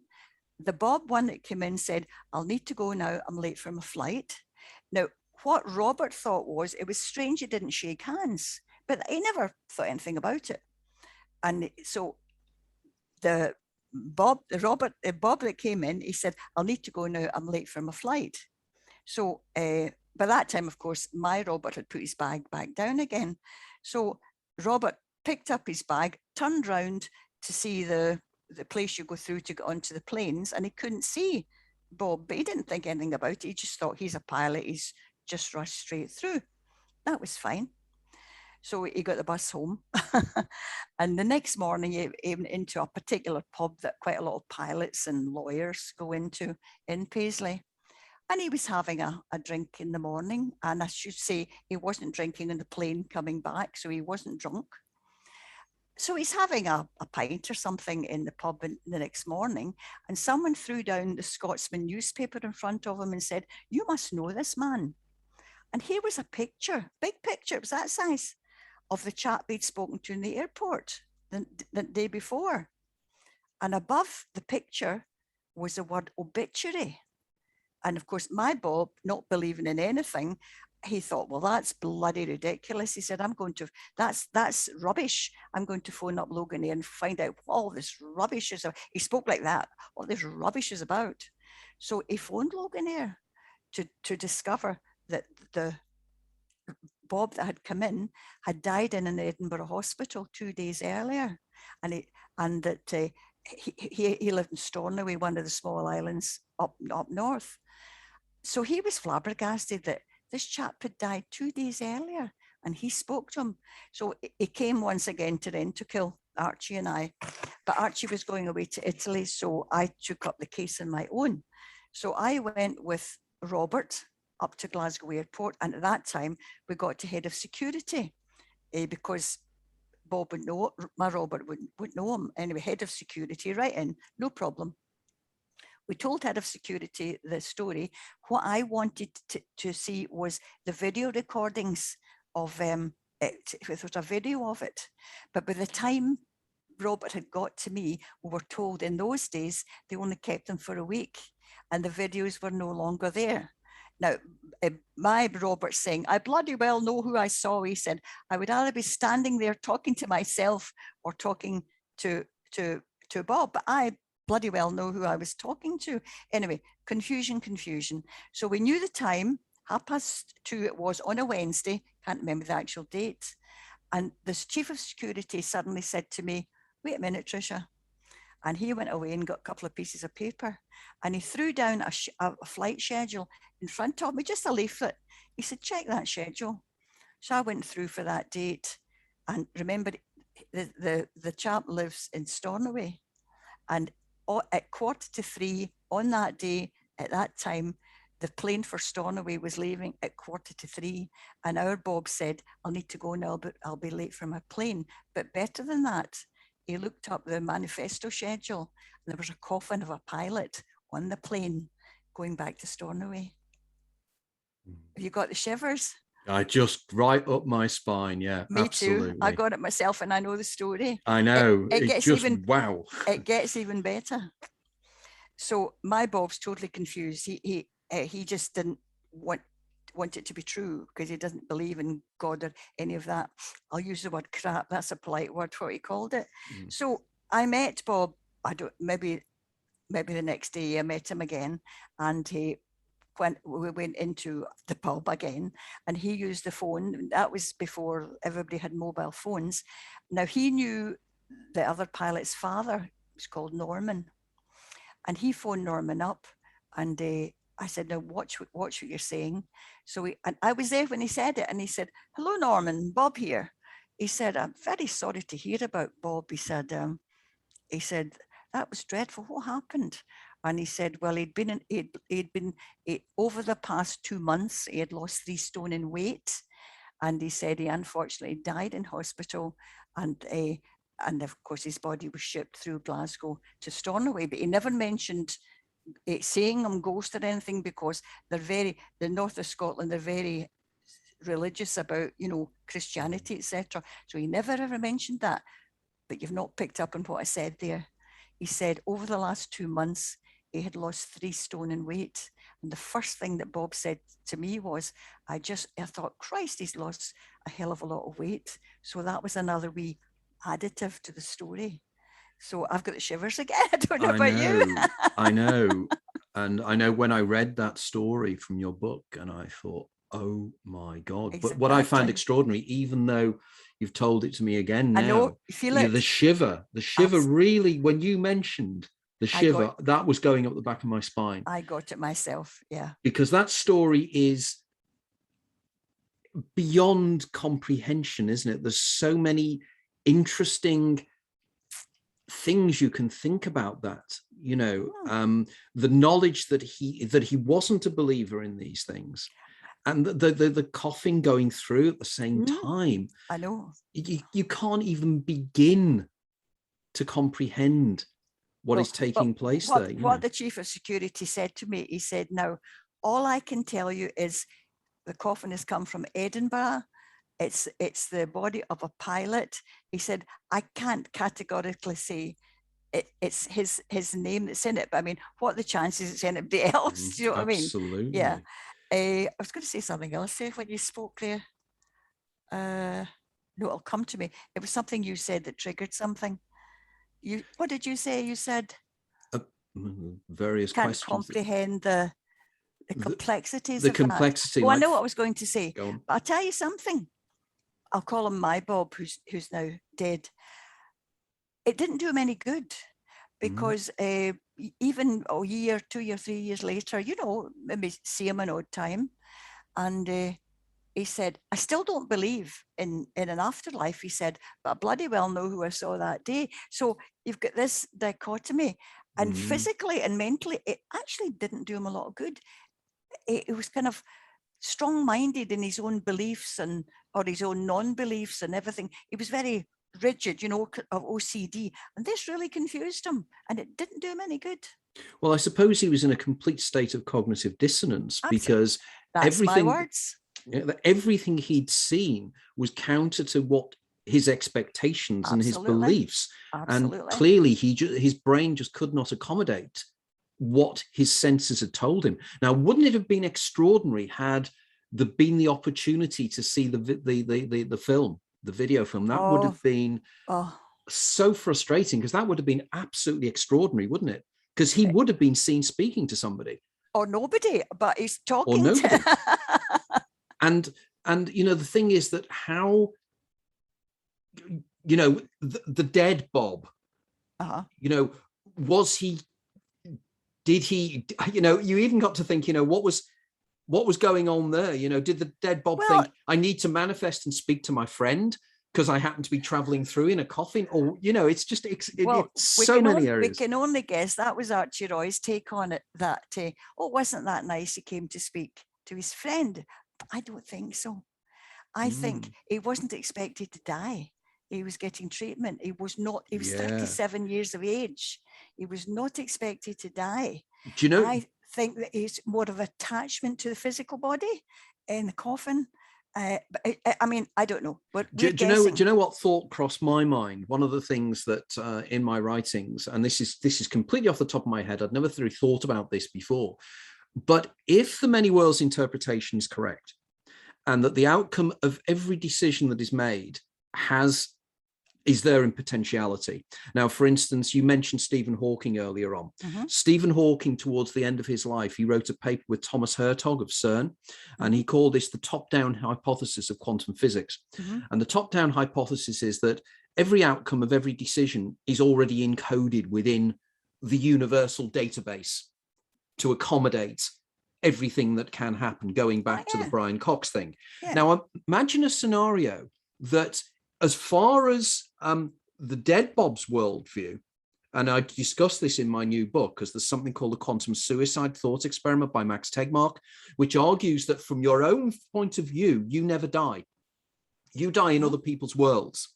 Now, imagine a scenario that Bob's universe, where he's continuing to live, is overlapping in some way with Robert's universe, and there's a leakage through between the different dimensions of space-time, and Robert literally Bob manifests in Robert's world, and they have this interaction because in another level of dimension of reality, he never died.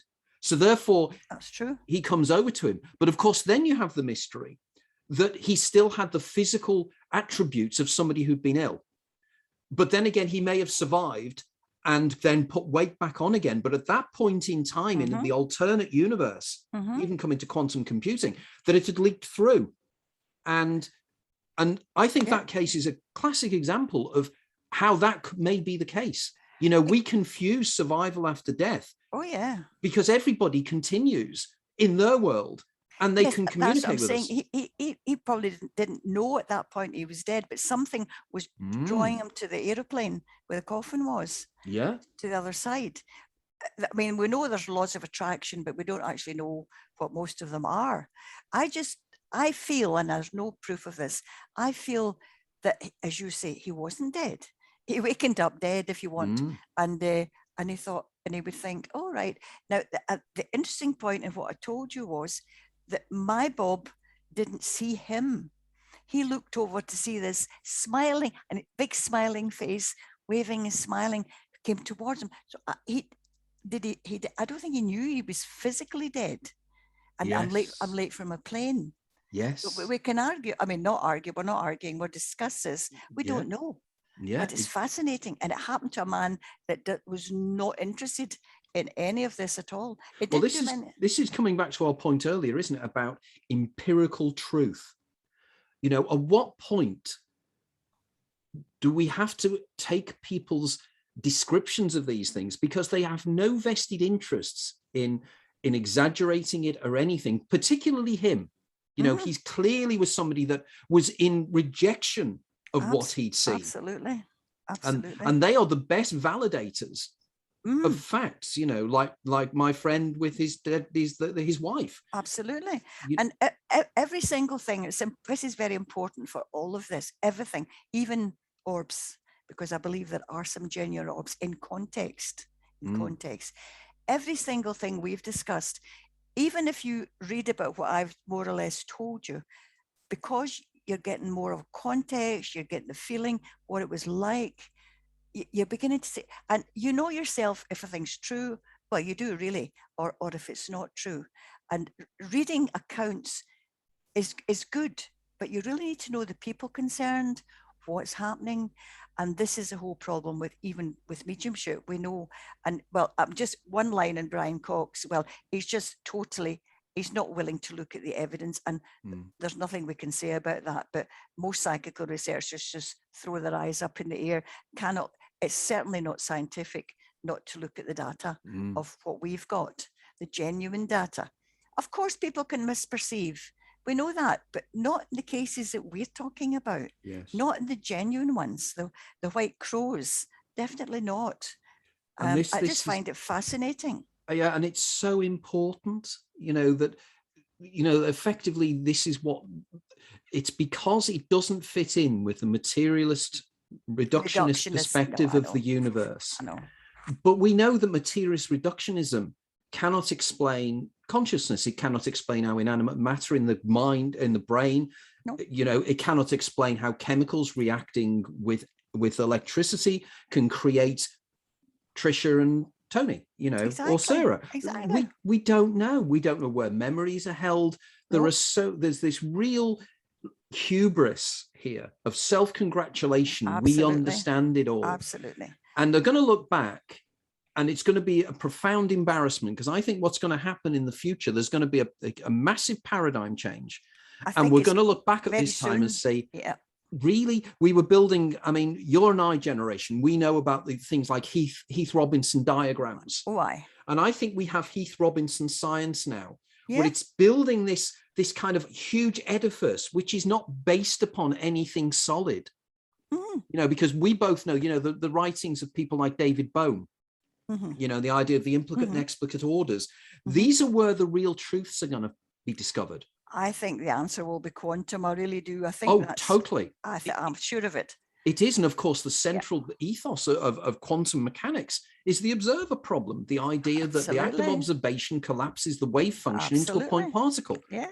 You know, now, for instance, one of the big things that I get really irritated about is, as far as I'm concerned, the greatest experiment and proof of an experiment took place in 1981 in Paris with a guy called Alain Aspect and a guy called Dalibard and a guy called Roger. And the three of them did an experiment proving non-locality, proving that subatomic particles, when they are put in the same quantum state and they're sent apart, however far apart they are, they instantaneously know that something's being done to the other particle. Oh, yeah. It's extraordinary. And yet modern science, 90% of people aren't even aware that that experiment took place. And everybody's stuck in the science of the 1890s. But you know, the interesting thing about what you've just said is they do that. But if this particle did that, the other one goes the opposite direction. Correct. The spin, you know. It's a spin. It's a once again, positive and negative, if you want to call. There's different polarities, but it's the same particle split twice, and they do the reverse thing to make it whole again. Yes, it's the idea, isn't it? Yep. As was said jokingly by Richard Feynman, when he turned around and he said, you know, I think that the whole universe is just one electron moving at infinite speed. You know, crazy, but maybe. Who knows? Because how can two particles communicate instantaneously, except if there's some deeper level of reality, which David Bohm would argue within the implicate and explicate orders, within that detail level, they're the same particle. Yeah. And that's why they can communicate. Yeah. But then the most important observation I've made, and I'm sure I'm not unique in making this observation, is that if the whole universe came from a point at the Big Bang, a singularity, and everything that is, every single subatomic particle came from that singularity, they were in a single quantum state at that point, which means that everything is holographic. Everything is communicating with everybody else continually. Well, I had an interview not many years, 20 years ago, with a Sufi, a real Sufi from Karachi, didn't speak a word of English. And I was lucky enough to be invited to the home of another Muslim chap that I knew. Now, the Sufis in Karachi are not liked by the ordinary Muslims because Sufis believe in meditation. They've got a thing called Marak Bahul, which means meditation, all that sort of thing. We'll not go into it. We're not talking religion. We're just talking about these particular people. And there was a translator, and I was there. I was asking questions of the Sufi, and it was being translated by my friend back to me, and we had a lovely time. And the Sufi said, if I'm correct, that everything is there. Their understanding, not a belief. Their understanding is everything is there all the time. And what you're saying is all things are possible. And it's just, he didn't use the word quantum. It's just whatever quantum level or dimension you're in that you see a particular thing at a particular time. But they firmly believe there's no yesterday, today, and tomorrow. It's all there. Now, I can't get my head around that. I have to be honest. I cannot actually get my head around that.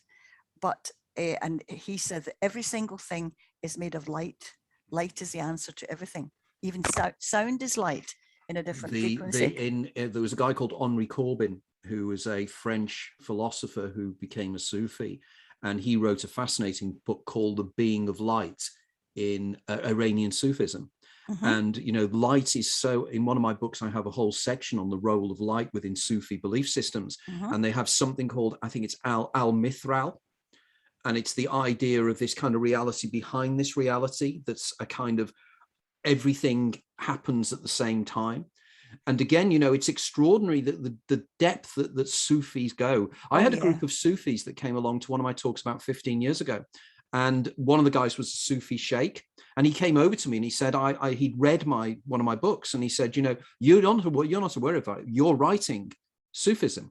You're writing what we believe is correct. And he invited me to speak. They had it never came to pass because of circumstances, but he invited me to speak at a Sufi, I don't know, you called it a monastery, because they have a monastic tradition, don't they, in northern Cyprus. And I never got round to going there, but he said that we really are interested in what you're talking about. And I think, you know, there is this kind of what Huxley called a perennial philosophy, the idea that there is a perennial belief system, that all of the Gnostic traditions, in raised commas, in the Abrahamic religions, from Kabbalah to Gnosticism to Sufism, they all have this same belief system, that you want to go back to the Godhead. You want to go back to what the Or Ein Sof, which is the singularity that is everything within Kabbalah. Then you have within Sufism, and I'm not sure what the term is in Sufism, but they have a very similar term. And then you go back even to Advaita Vedanta, the idea of, you know, the idea of the singularity of consciousness. And I think this is where the real truth lies. And I think this is where science is moving to now, this realization that, you know, in many ways, quantum mechanics and quantum physics is far more philosophical than most scientists even are willing to acknowledge. Well, exactly. Yeah, exactly. You know, exactly. It really, really extraordinary. I mean, we're getting into some fascinating areas here. And by the way, guys, if anybody's interested, I presume that Tricia will be involved in the event I'm doing a live Zoom meeting for the Arthur Conan Doyle Centre in Edinburgh. I think it's next Tuesday. Is it next Tuesday? I think something like that. And I know that Tricia is going to be involved in that, which is going to be a very interesting discussion. These are the areas we're probably going to be moving into. But Tricia, one of the things I've always wanted to ask you, and I think we touched upon it last time, is that of all the cases, I know that very much the Bob Robert case is one that really astounded you. Now, I'd like to go somewhere else, actually. I'd like to ask this question. That feeling that we both had when you mentioned that case, of that shiver down the spine, what is that? I don't know. I have interpreted it for myself.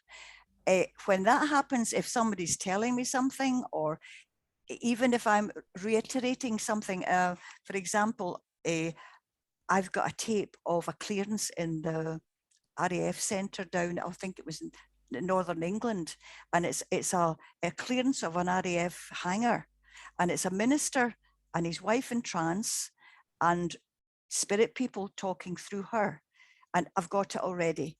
Oh, I just did it again. It just did the same. Every time I get to the end, because you have to hear the tape, because the voices that come through, they gave their names. I can't remember. No, forgotten. Pat Garrett. They gave the three names through the minister's wife in a man's voice. They gave their names and etc. etc. They were stuck there. They were earthbound for 20 odd years, and nobody would go in there because they didn't like the feel of it. Anyway, I've got a copy of the tape. There was the minister who was speaking to the people that were dead, you know, through the wife, and there was a couple of observers there as well, and that was fine. And at the end, the minister, a very English voice, says, he goes, right, well, you need help. We will ask for help for you. And he asked for help for the people that are dead. I wish I could remember their names. I know their names, and I can't think of them. Jerry something, Pat something, and I can't remember the other one. And it was checked, and these names were pilots that had died in a crash on that field. But when the minister asks for help, the voice that comes through is, totally different to anything you've ever heard. See that feeling you got there, the shivers? This voice came through the woman, like I would call a golden voice, with almost like a shining aura with the voice. And he said, we thank you for your help with this today. It has been needed for nearly 30 years. We thank you for your help. And the minister says, and are they all right now? And the voice says, they are being attended to as we speak. He didn't say they were all right, because they're obviously not going to be all right until they understand they've actually died. But see the feeling of that, and even if I'm telling it word for word or after listening to the tape, you just feel, wow, there's something completely different here. This is not like anything else. That shiver we get, I would say, it's a feeling of the presence of another dimension. That's what I would say it was. You know it's real. For me, if you get that, this is right. That's how you know when people are talking a lot of rubbish. Yeah, it is fascinating, isn't it? And that feeling. Sarah, do you get it? Yeah, I just got it then when you were talking about the golden voice, and I saw a little aura arise on the top of your head as well when you were talking. Oh, that's lovely. Because it is, isn't it? Because you can't. I don't know of anything physiologically that can explain that sensation at all. I don't know. It's naive. So if anybody does know, I also get it listening to music, and I think that maybe there's something in the frequency. Well, I don't like to use the word spirituality, but that's the best I can come up with. It's being touched by something that's not of our physical earthly world, and that's how if you get that, you know that is absolutely correct. I'll quickly finish the Sufi story because we're coming to time now. Yeah. And anyway, I was there for a couple of hours, and the women in the household then came. There was a mat laid out on the floor. We're all sitting on the floor, and the women put food out, and you had to help yourself to food. And the Sufi, I was sitting at the side of the room. He was over there. And when the food was laid, the Sufi didn't speak. He looked at me and he went, I was to come and sit beside him on his right-hand side. And I thought, wow, that's quite something. And then the food came, and I reached forward to get a bowl, and he got my bowl and served me. And I just took that as such a compliment. I mean, if you understand that, I thought that was just amazing. And it came to midnight, and I said, really, we'll need to go now. It was a lovely experience. They're lovely people. Wow. I know. All I can say is that nearly 2 hours have gone by, and we still have only scratched the surface on the things we could talk about. I'm sure that, it's just, and the way you stimulate ideas in me, and I'm sure Sarah's the same, you get me thinking and thinking in a different way, and thinking, what are the explanations for this? We can go down certain paths, but I think what is wonderful about you and your work is you are open-minded, but you're still a scientist. You are still applying logic to these things and saying these things happen and we need to understand why. And I'm saying, and I don't know the answers. I'm also saying that. Yeah. And I think, I can't speak for Sarah, but I don't have a religious bone in my body. No, nor me. But I do have something. There is something. Well, there's something. And I don't know what it is. No. And I just feel that our little group is getting bigger and bigger by all the time. But we are working together in some way. And I genuinely believe that our group, whoever we are, we are being brought together for a reason. And Sarah and I discuss this regularly with our guests. We're being brought together and we don't know why. We have no idea. No. It's just something I sense. And I think that between us, we're going to create something extraordinary here. But before we go, and we'll have to go in a minute, can we just say to anybody listening on a rerun or anything, it does, I would stick my neck out and say, whatever happens when we physically die, our consciousness, our real self, call it your soul, survives, that you do not die. You just transform into another form of energy. And for each of us, it will be different. There will be similarities, but there'll also be differences. So please take the fear out of actually physically dying. It's not a thing to worry about at all. I think those are wonderful words to finish. Sarah, have you got any final comments or anything? I think that what Tricia said just then was a really good point. And actually, I guess that's the function that religion has fulfilled for people for so many years, is faith in something beyond this life. And perhaps people want that more than an organized, structured dogma to follow. They just want to believe in life, consciousness, and an eternal spirit. Perfect words. I think I can't add to that anymore, because it would be wrong for me to add to the wisdom of both of you there. All I can say is thank you again, Tricia, for a wonderful 2 hours. Absolutely fascinating. And as always, thank you, Sarah, for your continued support. Without your support, I couldn't do this. And I think it's wonderful. And again, for anybody listening in, thank you very much for spending your time with us. I hope that what we've discussed today has maybe helped you see the world in maybe a slightly different way, which is what our intention is. We're not trying to teach anybody. We're not trying to convince anybody.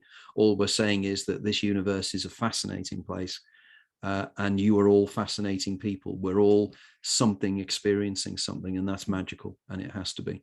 And as we said earlier on, why is there something rather than nothing? Because it would be much more simple if there was nothing at all. But there is, and we're part of it. Okay, thank you everybody for listening in. We'll be again live next Monday, where we've got Amanda Radcliffe joining us, which is going to be another fascinating discussion.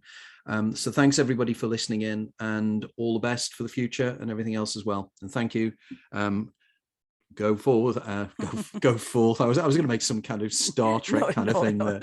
No, I won't go Live there. long and prosper. Go forth and prosper. Wasn't it he used to do that? Something like that. I can do that, so that's quite good. I can't. Okay, you can't. No. Well, that what does that say? What does that say? I don't know. Okay, thanks everybody. Thanks for listening in, and we'll speak to you all again soon. Thank you. Thanks. Bye-bye. Bye.